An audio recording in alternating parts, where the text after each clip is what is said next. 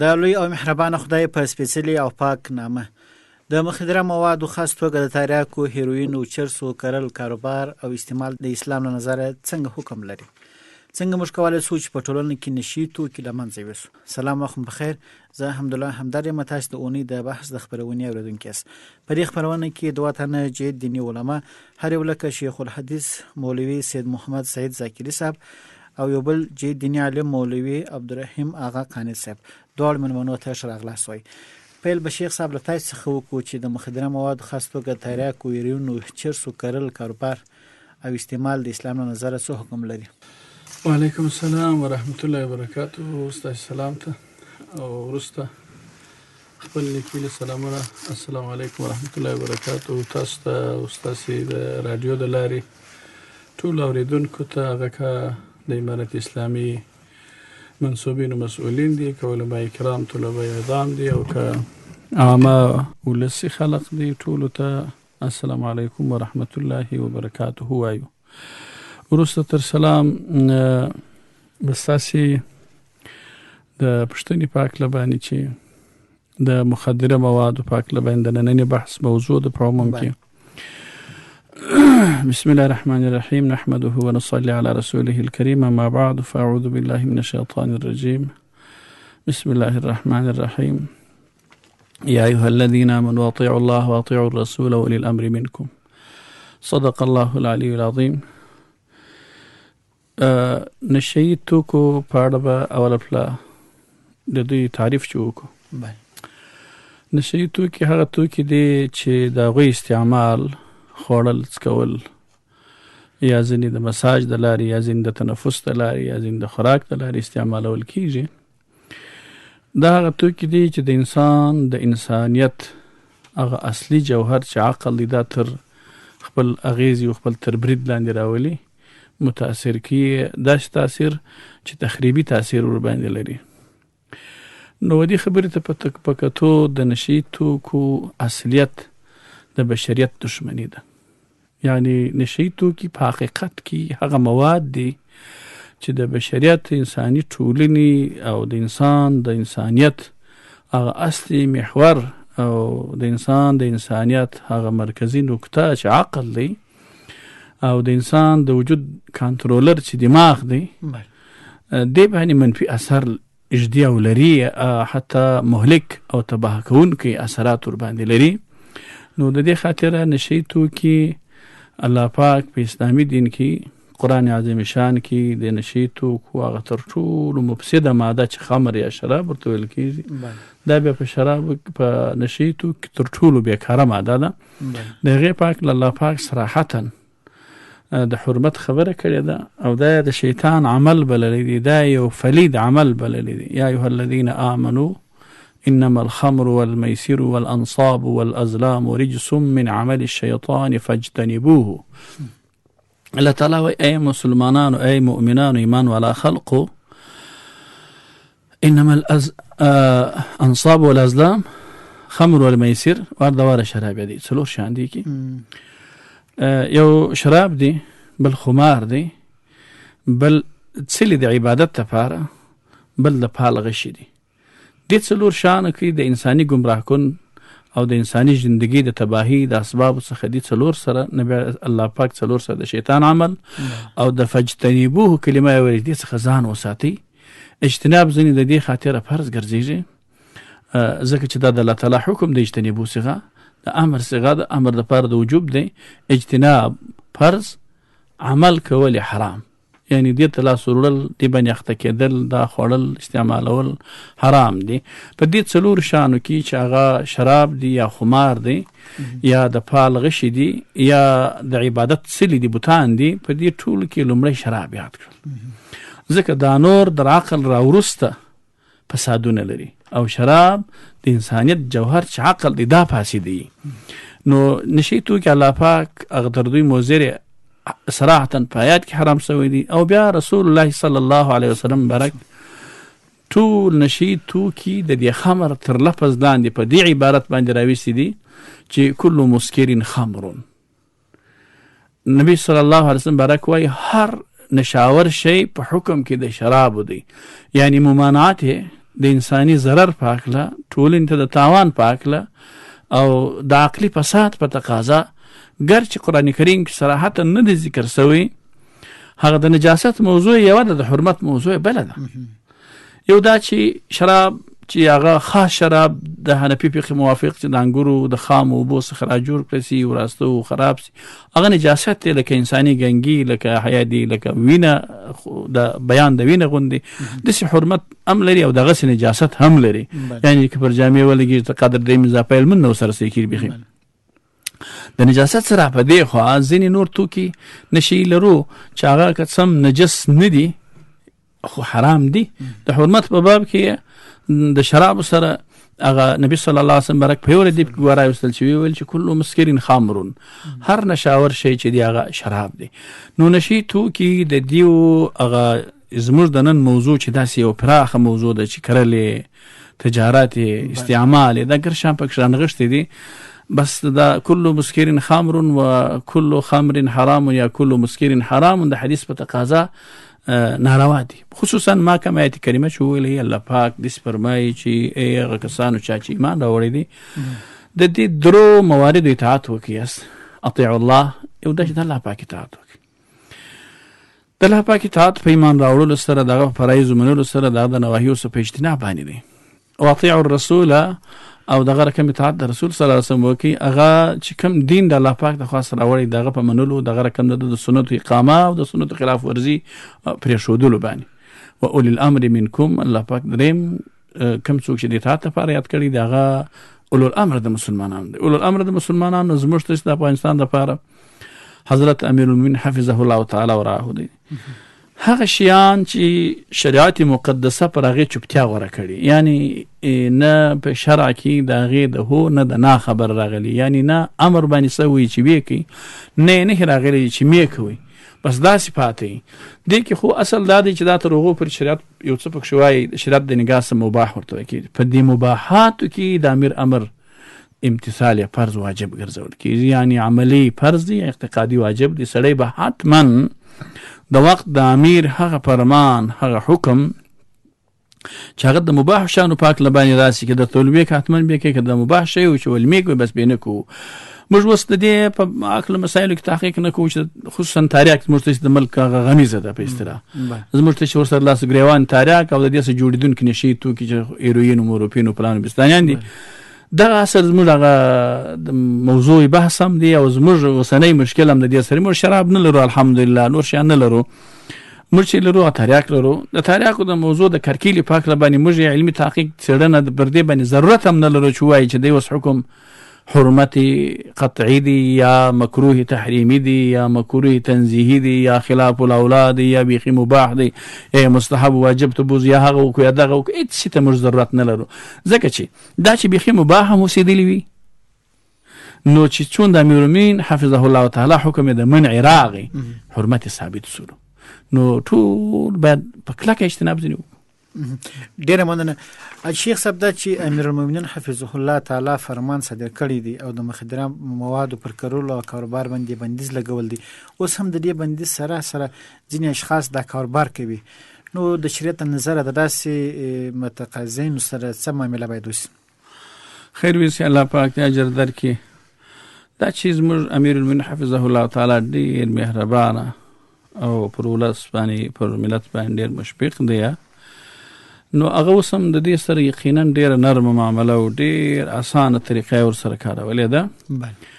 دا چې د دوی دغه عمل موږ په شریعت کې څه ډول وارزو، ما حکم مخکې یاد کړي چې د امیر حکم په هغو شیانو کې چې هغه مباح دی. د دغه شیانو تجارت چې بیخي د چا پر چم بیخي اولا کار یې لا چې اوس امیرالمؤمنین شیخ صاحب علمې کوي ناروا ګرځي، په دې کې شک نشته، د دې کاروبار کول ګناه ده، جرم دی د شریعت د نګاه څخه. داسې اوس یوه خبره دا ده، یو دا چې امیرالمؤمنین شیخ صاحب یا د هغه عسکرو طالبان د دوی سره څه کوي، دوی ته کومه سزا ټاکي یا نه ټاکي. زه هم د الهي مسؤلیت په تقاضا موږ مسلمانان یو دې ته باید را متوجه شو چې الله پاک موږ ته دا وایي چې اطیعوا الرسول، دا راته وایي چې اولی الامر منکم. دغه د اولی الامر منکم ټول په قرآن کریم کې شته. دا 5مه سپاره کې سورة النساء شریف 5مه سپاره کې الله پاک دغه تورې موږ ته ویلی دي چې ویلی دي زموږ د مسلمانۍ په تقاضا زموږ د ایمان په تقاضا، زموږ د خپل شخصي وجداني مسؤلیت په تقاضا موږ باید په دې کې ځان په ګناه کې لټاړ محسوس کو. دغه احساس تر کوردو غټ معنی د انسان دپاره جوړېدلی شي. د دنیا حکومتونو سره خو یو ډول تیربیر کېږي په یو چالاکۍ چالوال پلان بستان باندې ځان داسې ځای خرڅوه چې دوی نه در باندې پېښېږي، یا چې در له زغله تیز موټر د ځانه سره ولره او ها وکړه او دا وکړه، شل حیلې دي ته شته چې باید دغه عمل کوونکي د امارت د مجاهدینو په لاس ورنسي. دی به ډېر د دې سره ځان سره خو خیر یو وخت به بیا هم په لاس ورسي.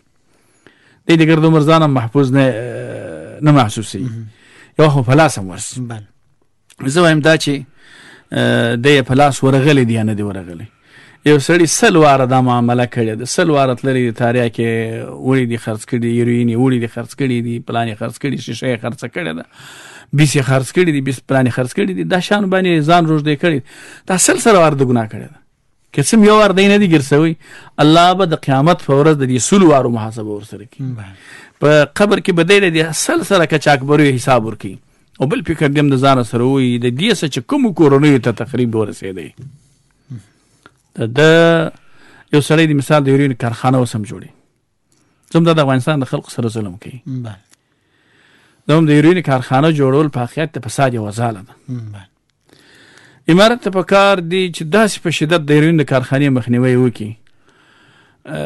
په دې باب کې زه خپل نظر چې یاد کړم، د دې خلقو سره د عمل کوونکو سره کرونکی باید کلک مجازات شي، ځکه دا سرچشمه د تولید ده. او دا رقم د هیروین کارخانه والا باید سخت مجازات کړي. دا دومره عفو او درګذر چې ورسره سوی دا نه دی ښه کار. دا دوه کسانان د تولید په باب کې کار کوي. د دې ګناه تر هغو نورو په دې باب کې شریک کسانانو ګناه هم درنه ده او جزا هم باید ورته درنه وټاکلی شي. البته ګناهکار ګرځي دي، څوک د ګناه څخه عفو نه سو بللی، ځکه چې د امیرالمؤمنین شیخ صاحب حفظه الله تعالی د فرمان خلاف واقع دی. د فرمان خلاف واقع کېدل د قرآن کریم د دغه آیت کریمه په تقاضا چې ما تلاوت کړي جرم دی، ګناه ده. یعنې په پښتو وایي سړی په ګناهکاره کې د دوزخ مستحق ګرځي. د واجبو د تارک دپاره د الله حکم دا دی چې دا به مستحق د عقاب الهي، دا به مستحق د الله تعالی د عذاب د دوزخ د سزا وړ دی. داسې نه چې دی بلته په آخرت کې ماسک یو ساده خوشکه به ورته اوس ایله به کړی شي، یو 15 شلاخې به وي به ایله کړي. د دنیا رقم اسانه تعذیرونه او تعذیبونه نه، دلته خو چې یو چا زنا کړي موږ 100 دورې ویلی کړو، هغه دغه میدان غوړ ولاش لمن وڅنډي سغلي بې کوره سړی چې زنا وکړي 100 دورې وو. که چا پسې تهمت د زنا وتړي 80 دورې وو، خو هغه په د 80 دورې هېڅ بلا نه یې والی. دنیايي سزا ډېره اسانه ده. یو څوک د مثال غلا کې کوچني غلا کې متهم دی، د لاس ته پرې کېدو تر سرحده نه رسي، یو کال یې بندي کړي، 2 کال یې بندي کړي. چې موږ په دې باب د قضاتو مجلس کې هم دا مسله طرح کړل چې دا غلو ته دیونه کې اوږد چې دا لاس یې نه پرې کېږي، یا د غلا په دغه کې یو ترتیب داسې وي چې د لاس باید پرې نه شي، بیا یې اوږده سزا ورکړي، یو 10 کلن بند ورکړي. د 10 کلن بند هم اسانه سزا ده. د دوزخ لکه داسې مثال چې سړی د لشکرګاه په محبس کې 100 کاله تیر کړي او د لشکرګاه په یو تنور کې یوه ورځ تېره کړي. نو د لشکرګاه د تنور یوه ورځ د برداشت نه ده، هغه یې ژوند ته اختتام ورکوي، نهایه پای ټکی ورته نورې ختموي، د دنیا سیاستوي. هډوکي هم ورسوځي په دغه یوه ورځ په تنور کې هېڅوک نشي تېرولی چې بیا دې د هډوکي راوخېږي یا دې د غوښه راوخېږي، خدای مو دې وساتي. خو د دنیا تنور د هغه 9 چنده ډېر ټیټ دی، 9 چنده یې ټیټ دی، یو په لخوا مقدار. بیا نو د اور انداز هغه د ومځکې اسمانونه چې وراچوي غرق بي کې هغه دوزخ دومره غټ تنور دی. د زما استاد د نننۍ کوچنک تنور ته چې څوک وراچوي یوه شوه روز نه، یوه ورځ یوازې 12 ساعته نه، نیمه ورځ 6 ساعته دی د هډوکو د مغزو د غوښو د ویښتو د نوک پورې راکولی شي. نو د الله عذاب په دوزخ باندې دی. دا فکر دی که چې اکبر د ځان سره ووایي چې زه زغلم عیالونو ته د دې لارې ډوډۍ پیدا کوم، او صحیح دی، دې دنیا کې به شته په لنډکوزورو کې سپور شي، راډو ساعتونه به په لاس کې، اسرافي کالي به ایله ناکه ګران رانیسي. زه هم دا پیسې ولي یو مسکین ته نه ورکوي، دا پیسې ولي یو دا ولې د غزې مسلمانانو ته ناست دی چې ایله ناکه به جو د جاپان یو ټوکر د خپل په کور ګران کړي. په جاپان کې هغه دومره ګران نه دی لکه دی چې ایله ناکه ګران کړی دی موجود. صحیح ده، دا کارونه به وکړي، دا نخرې او ټیلې به پر دې دنیا باندې وکړي، خو د هرې پلې د سودا او بلکې د هرې روپۍ حساب به دی ورکوي. ډېره مننه شیخ صاحب. کورودان مولوي صاحب زموږ د ملک شتمنو خلکو ته څه مشوره لري چې د ناوړه کاروبار په بدیل کې کوم کارونه ترسره کړي تر څو ملک ته فایده ورسیږي؟ الحمد لله الذي أحل الطيبات وحرم الخبائث والمسكرات والصلاة والسلام على من بعث بحبس العقول من الفتن والمضلات سيدنا محمد وعلى آله وصحبه الذين فازوا بأعلى الدرجات. أما بعد، فقد قال الله سبحانه وتعالى: يا أيها الذين آمنوا إنما الخمر والميسر والأنساب والأزلام رجس من عمل الشيطان فاجتنبوه لعلكم تفلحون. وعن أم سلمة رضي الله تعالى عنها قالت: نهى رسول الله صلى الله عليه وسلم عن كل مسكر ومفتر، رواه أحمد.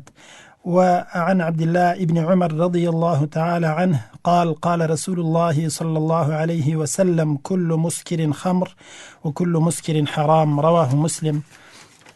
ستاسو د پښتنې په جواب کې به ووایو د شیخ صاحب د دې ډیرو شو معلوماتو څخه یوه نړۍ مننه.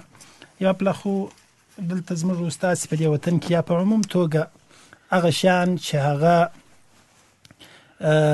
نشاور دي، نشه راولي، هغه که اسلامي ټولنه ده که غیر اسلامي ټولنه ده، هغه پر دې متفق دي چې دا شیان د انسان دپاره ضرر دي، د انسانیت دپاره ضرر دی، د بشریت دپاره ضرر دی. انسان وای په دې خپل وجود کې د دوو بعدو د لارې څېړل کېدلی شي چې یو جسم دی، یو روح دی، یو جسم دی بل نفس دی.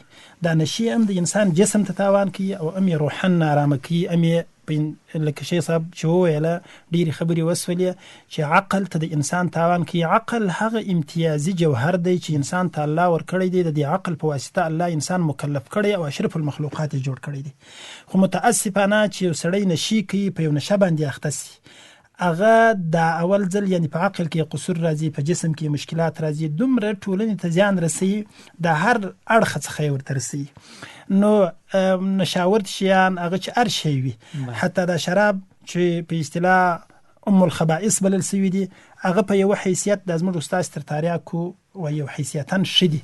ځکه یو سړی چې شراب څښي هغه داسې نه ژر تباه کېږي یا داسې نه کېږي چې دی بېادبي معاف د خپل ښځې کالي خرڅ کړي، د خپل کور ټوله شیان راټول کړي خرڅ کړي، دته دومره ډېر ضرر نه رسوي. وایي شراب یو څه ګټه هم لري، انسان ته یو قسم د هغه ظاهري خوشحالي وربخشي، مګر دا تاریاکو دا شیان داسې دي وایي انسان کې سستوالی، بدن یې ورخوري، یعنی خاص ضرر دی. که ستاسې هغه خاصې پوښتنې ته راسو چې تاسې وکړله چې ته وایه چې باید تجاران د دې په بدیل کې چې په فرض تاریاک خرڅي یا تاریاکو کاروبار کوي څه وکړي. عجیبه ښه زمینه دوی ته مساعده ده. یو سړی تر اوسه پرې د تاریاکو کاروبار کړی دی. یو څوک چې که دا لفظ غیر مناسب نه وي نو ښه به یعنې چې سرټمبګي ونه کړي، تا ته الله پیسې درکړي دي، د دغه لارې دې لاسته راوړي. تر اوسه پرې امیرالمؤمنین شیخ صاحب حفظه الله تعالی ورعاه حکم نه و کړی، مشکل یې نه درلودی. یا بعضو علماو په اصطلاح چې هغه د اباحت په درجه کې وه.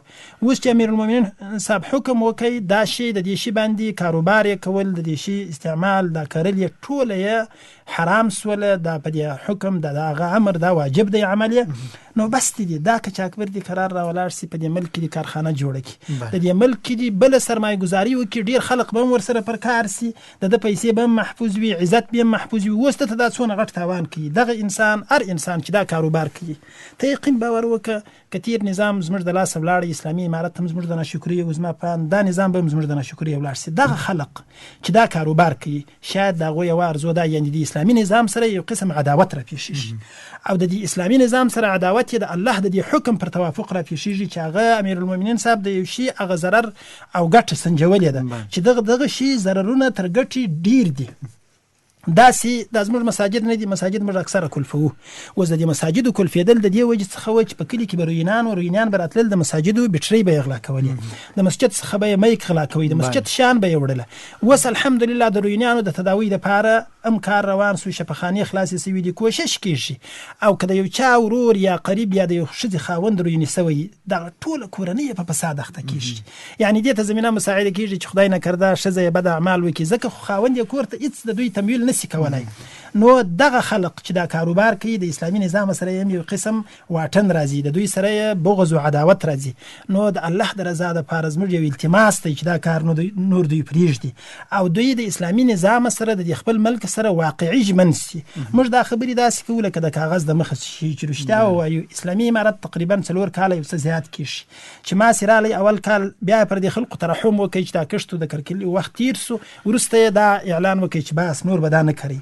بیا هم دا خلکو ته وخت ورکړي چې دا خپل شی وباسي، دا چې موجوده در سره پروت دی دا وباسي. بار زما یو ځل په یادېږي چې دغه نشي توکو پر وړاندې د مبارزې څخه کارمندانو د کابل څخه راغلي و، د حج او اوقاف په ریاست کې یو مجلس و. زه هم پکښې کې چې تاسې د خلکو ته ووایاست د دوی تاوانونه ورته بیان کړي او پروا نه کوي یو څه وخت دوی د خپل شیان یعنې هغه دې وباسي، مګر بیا وروسته بیا پر دې باندې ډېر بندیز لګېږي.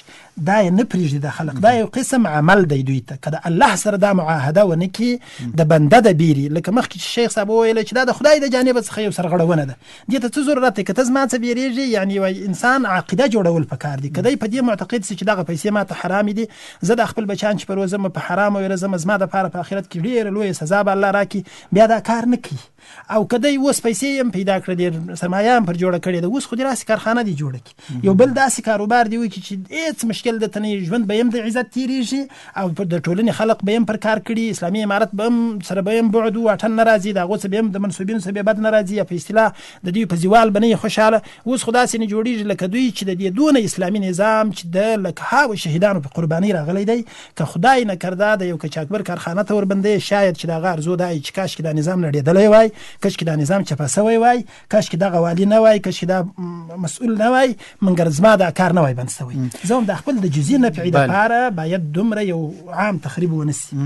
نو د دغه زیانونو چې په ټولنه کې زیات زیانونه لري، د دې په برخه کې باید څه ډول کار وکړو تر څو د دغه زیانونو په اړه خلک پوه سي او که چاکبري مثلا یا ځینې کسان وي چې کوچني کاروبارونه کوي مخې ونیول سي؟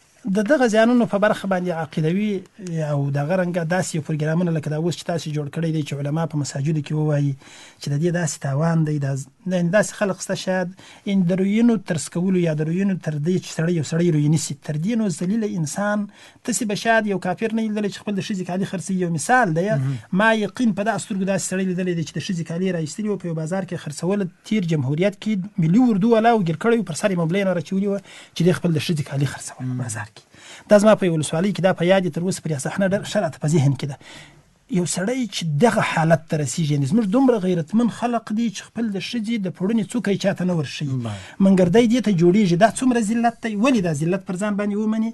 عامه پوهاوی بار دا روینیان و دا چرسیان دا بوتلل سي، هلته دوی ته د یعنې تداوي یې وکړه سي، چې راسي بیا بیرته د خپلو هغو ملګرو سره دوی مجلس کوي. دې ته باید یو کسب ور وښودل سي، پر یو کاروبار سي، او د هغه ملګرو سره بیا دوی ناسته ولاړه ونه کړي چې دوی په دغه بد عمل باندې ورسره اخته کېږي. بیا انشاءالله الله ته امید شته چې د اصلاح یو طریقه. ډیره مننه مولوي آغا صاحب. شیخ صاحب، بعض خلک دا بانه کوي چې کاروبار نشته او بیکاري ده.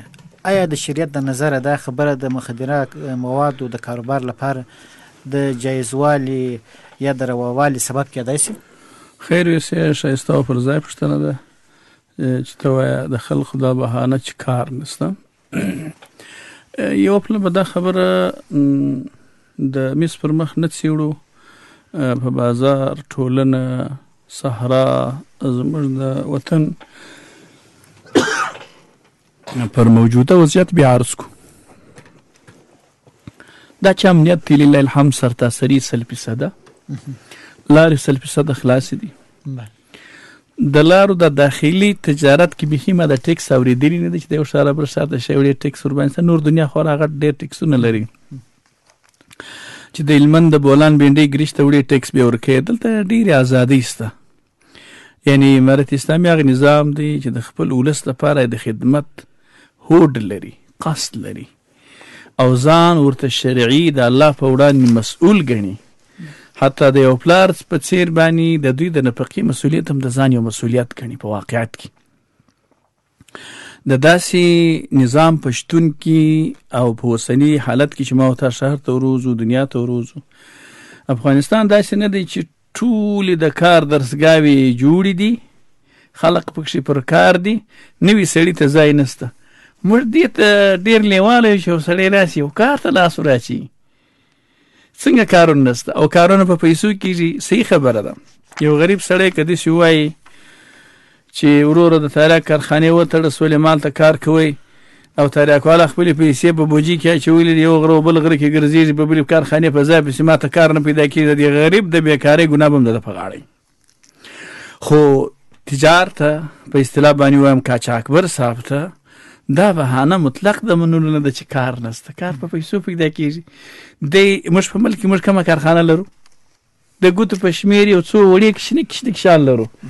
زموږ په اصطلاح باندې د قلمه سې شروع کې تر شنفره پورې چې زموږ سره دا اوس را سره دي، په دا جیب و په دا بدن و په دا تن کې موږ په دې عمل کې د ډېرو لږ شیانو کارخانې لرو. راولاړ شي د یو شي د کلمانو د دې جوړه کې، د کتابچو د دې جوړه کې، یو غټ مطبعه د جوړه کې چې کتابونه د لې چاپ کړی سي، مثال وایم د ټکور د دې جوړه کې، د چمپل د دې جوړه کې، د بوټ د دې جوړه کې، د یو بل شی دی راوي د شی نسته. اوس چې موږ د ځان لرو، د سپیکر کارخانه غواړي نه لرو، دغه رادیوګانې کارخانه غواړي نه لرو، یو غټ ورکشاپ یې حتی نه لرو. ولا چې ورکشاپ دی خلاص کې ولاړ چې خارجي استادان دی راوړي دي په کار کې، دا خلق دی پسې په وروزي مراکز دی جوړ کی، د شی نسته چې موږ هغه لرو. اوس نو بالا موږ د ګرده پوره دا به چا ویلې ماته یقینا پر دې خندا راځي چې څوک داسې وایي پیسې لرم کار نشته، زه څه کار په وکړم. ته په دا شته کارو کې خود ځان د ځای مه جوړو چې او پمپونه 300 ځنو پمپ جوړ، پمپ کار نه دی چې پمپ جوړه. نور موږ د چیش کارخانه لرو چې ته وایې کار نشته، خو هیڅ شي د نه لرو. وړاندې د یو شي د تراوه د یو شي د دیابل راوي، د یو شي د دیابل راوي. موږ خلک یو دغه چم غلط لري، دا پمبو کارخانې ورته کشي لري چې 500 کال در پیدا یو 200 کاغانی ولې دغه زغلی د پمبو پر کارخانې ورکې پاکستان کې دغه لاوري ماشینان دی راوړي، هغه 2 کاله کار هم سم نه کوي. HD په سوا او سواز په علمن کې شي دي دونه په موږ د کې مزاله ته ولاړ بیا د ټکور درا او ولاړ د کاغذ درا او ولاړ د تار کارخانه او مختلفې کارخانې د ایجاد کې دلته د کار او خلقو ته زمينه مساعده کې د کار نه لري خپل ځان ته د معنا دا چې زوم یو دار شي ته یو تاثیر نه د نشي مواد بردم تاثیر کړي دماغ اوس دونه راکوشنه کړي نه چې د دې دونه ډېر پیسو سره په دغه نه پوي زه په دې پیسو کم کار وکم نه. یو خبر از ما زین کې و د ستاسو سوال جواب خو می دا درکې چې دا نه منو چې کار نشته، کارونه بيخي دي یعنی باندې نس کېدی باندې نس جوړېدل او بیا د شرعي حکم په مقابل کې دا یې باندې نه د جزء کار نه لرم نور ول کارونه کې ته مغه ورته کارونه شروع دا جواب دی. یو خبر از ما زین کې دا غدار ګرځي چې ځینې کچاکبر وډونه به د سوای چې د جهاد په دوران کې چې کله اشغال موجود نم لا ما تول چې کچاکبري ګناه ده بلکې زی ستایلم او زی د جهاد ملاتړی بللم او دا دی برشه زاد ځان سره کښینولم ما شي کرام کوي ماته مالی مجاهد لقب را کوي ها یاده اوس بیا هغه کچاکبري داغه تاریخ کې اوس بیا حرام څه د ملایان دی ورځ حلال بولي او ورځ حرام بولي دی جواب پکار چې وایو دی جواب دا دی موږ مخکې خپل خبرو په مقدمه کې ول چې ځینې هغه شیان دي چې شریعت صراحتا حکم د منع ور کړی ځینې هغه شیان دي شریعت صراحتا ویل چې کوي است منځ روزه زکات حج جهاد دا خدای ویل چې کوي است غلا زنا سود خمار رشوت لواطت فلان دا ویل دي چې میکوي ځینې د په مابین کې ځینې کارونه دي چې دوه اړخیزه وي دا د وخت مسؤل ته د شریعت د خوا مقرر د الله د خوا د نظام مسؤل ته چې د مخلوق پر سر خدای پاک یو شرعي حاکم وټاکي دا دغه مسؤلیت او صلاحیت جوړ کړي هغه وخت زموږ امیر المؤمنین حفظه الله تعالی کدیو که شهید امیر المؤمنین منصور صاحب تقبل الله که مرحوم امیر المؤمنین عمر ثالث رحمه الله ولا نو ویلي په د جهاد په جریان کې په دوران کې چې تاسو د دې تاریخ او کاروبار هم مکوي است ولې اوس خو د امیر المؤمنین حفظه الله تعالی فرمان دی هغه وخت د فرمان په نشتون کې تازه وی یو عالم بدرته د خلاف الاولا فتوا درکړي یو بدرته د مکروه تنزیه فتوا درکړي چا بدرته نه ویل سوچ حرام یو چا بیا دا ویل چې دا یو ضرورت د وس ټولنیزي زموږ د مخمسي حالت دی معنا جهادي پروګرام روان دی نړیوال په شر اشغال را باندې کړی دی د احتلال د اشغال زمانه د موږ ضرورت لرو د بل خو مجاهدین نه تمویل اجدام ول خپل د ملک یو شی دی بخي به درته ویل چې مستحب خو په هغه زمانه کې به زه در سره ومنم چې مستحب دغه ملاسه فتوا به در سره عملي کړم اوس به د کوم ملاسه فتوا زو ته پیدا کو چې د امیر شیخ صاحب د حکم په مقابل کې موت ته راوکی بله هیڅوک ارڅوک فتوا ورکي د فتوا د الله تعالی دغه قول په مقابل کې چې ما په خطبه کې ویلي چې اول الامر منکم نو نه د چا دغه باندې سید چې په خوا ولې روا او اوس ول نه روا سول قرآن خو هغه قرآن هغه قرآن د قرآن دغه فرمان د امیر المؤمنین تر حکم پورې تړلی وو. اوس چې کبیل فرض اوس بیرته امیر المؤمنین حفظه الله وایي چې پروانه کې کاروبار تر یو محدودې مودې پورې وکړي د خپل زاړه تاریخ وباسي، نوي خو مه راوړي، کرې استې خو مه، کارخانې خو بندې کړي، خو دا زاړه چې لري په یو موده کې وباسي د خپل ملک یې خپل د دې ولس لپاره دغه پروانه کې کوم کورو دي که سمې دي ایسې پیسې کې د لوږې مړه کېږي دغه وخوري پروانه کې داسې یو ترحم وکړي. په دغه وخت کې بیرته دا کاروبار جایز کېږي، نفس دا کاروبار نفس دا ایستل جایز کېږي راوړل نه. ولې که داسې امیر شیخ صاحب وایي چې د بهر یې مه راوړي د دې خوا یې وباسي، ګوري دا یو عجبه مسله ده. برای د دې خوا ایستل جایز د هغې خوا راوړل بس ممنوع دي. ولې خو ده داسې وویل چې د دې خوا یې وړئ د هغې خوا یې مه راوړئ که نه. ووایي وایي کرل یې منع دي، خو د ملک یې ایستل چې دا یوه ښه پروسه هم ده چې کرل یې منع سي، کارخانې بندې سي، د بهر راوړل یې منع سي، یوازې ایستلو ته اجازه ورکړه چې دغه زوړ څا چې دلته نه کې دا بوینې خټې پکښې کې دي دا بوینې خټې هم ووځي چې څا مو ښه پاک سي. دا کار وکړي. په دغه وخت کې دغه نور درې ګرده منع دي، امې راوړل منع دي، امې کرل منع دي، امې کارخانې منع دي، ناروا دي، سوچ حرام دي. یوازې ایستل بیا په دغه صورت کې روایي چې امیر شیخ صاحب اجازه ورکړي. نو خبره دا ده چې دا د امیر شیخ صاحب د فرمان مسله داسې نه چې د نظام شخصي تقاضا منعیت دی، نه د الله د حکم تقاضا ده چې د امیر المؤمنین شیخ صاحب د فرمان مطابق چې شي درته اجازه کړه په دغه شانو کې هغه جایز دي، کوم شی چې معنی کې حرام دی. ډیره مننه شیخ صاحب، د خبرونې وخت هم ډیر کم پاتې دی. مولوي اغا صاحب ورستي پوښتنه مو له تاسو څخه دا ده چې د مخدره توکو د بندولو په وړاندې د اسلامي امارت کړنې څنګه ارزوي؟ آیا بسنه کوي که باید نور اقدامات هم وشي؟ همدرد صاحب محترم، زما په ذهن کې خدا خبر راځي چې اسلامي امارت د دوی سره ډیر په اصطلاح په نرمۍ باندې چلن کړی دی. زه وایم افغانان داسې یو مزاج لري دا چې اوس څومره ډېره نرمي کېږي د خلق وایي مخکینی امارت چې هغه به ډېره یعنې کار به یې په جدیت سره کوی، اوس د غلو سره هم هغسې برخورد نه کېږي، د فلان سره هم نه کېږي، دا کار هم دغسې دی.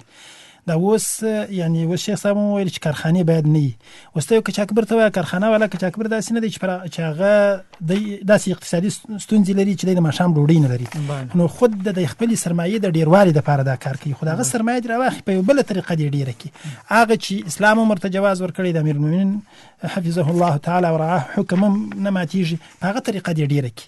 نو زه وایم اسلامي امارت باید جدي اقدامات وکړي پر دغه برابر باندې، یعنې کرنه یې منع په ښه انداز کې منع سي، کارخانې والا پرې نه ښودل سي. دا که بالفرض والتقدیر داسې کېږي چې د یو چا په کور کې یو اندازه شی پروت وي، هغه ته داسې یو لاره داسې یو ترتیب دوی ورته جوړ کړي چې هغه باید وایستل سي، خو هغه هم اوس د خلق دغه ته په تمه دي، یو سړی دی یو شی لري چې هر څه سړی ورته وایي چې بس دې بالا دا ته نور د خپله سرمایه ویلې کړه او د دې څه پیسې جوړې کړه یا ګیر څه دا په دغه نه پیسو به سي، یو د ده په ذهن کې یو ځای ورته یعنې یو دغه ورته ټاکلی وي.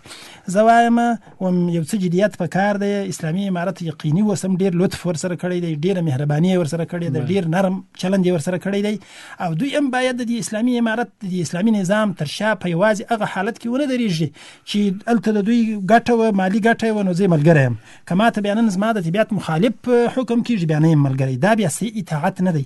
اطاعت دې ته وایي چې په منشط و مکره په دواړو کې بس که زما خوښه ده که مې نه ده خوښه زه به یې خامخا منم، بیا دا واقعي د الله او د الله د رسول او د خپلو امراو سره مینه محبت دی.